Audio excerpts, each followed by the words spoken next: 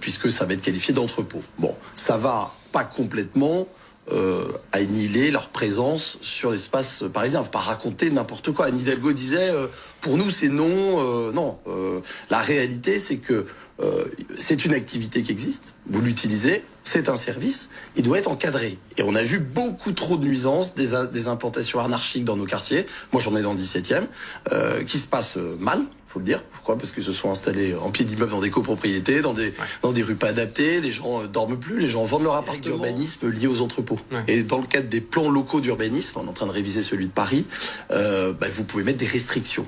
Et notamment en pied d'immeuble, les entrepôts à Paris sont interdits en pied d'immeuble. Mais vous l'aurez compris, ça existe à Paris. Ouais. Là, donc, on va pas résoudre complètement le problème avec cette qualification d'entrepôt, parce qu'aujourd'hui, il y a 70 procédures sur des dark stores en pied d'immeuble. Et aujourd'hui, les dark stores, on les a pas délogés. Moi, je pense qu'il faut aller plus loin. Il faut donner une autorisation, et je l'ai dit hier au ministre, au maire, une autorisation d'urbanisme, d'installation. Que le maire puisse dire, là, dans tel endroit, c'est approprié, dans tel autre, ça ne l'est pas.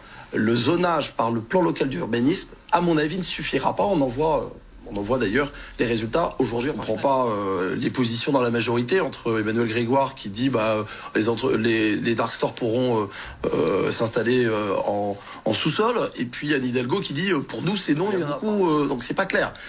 Et donc aujourd'hui, il y a des procédures, c'est long, il y a des copropriétés qui intentent des procédures, et puis les pouvoirs de police à Paris, ils vont être mis à rude épreuve de la maire de Paris, parce que là, c'est elle qui va devoir verbaliser et qui va devoir lancer les procédures. Je vous dis, il y en a 70.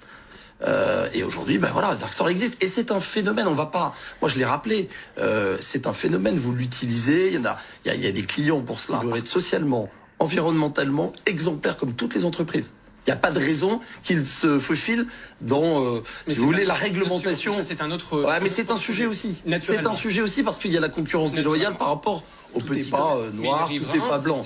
C'était vraiment les contrariétés au quotidien. Et l'approvisionnement...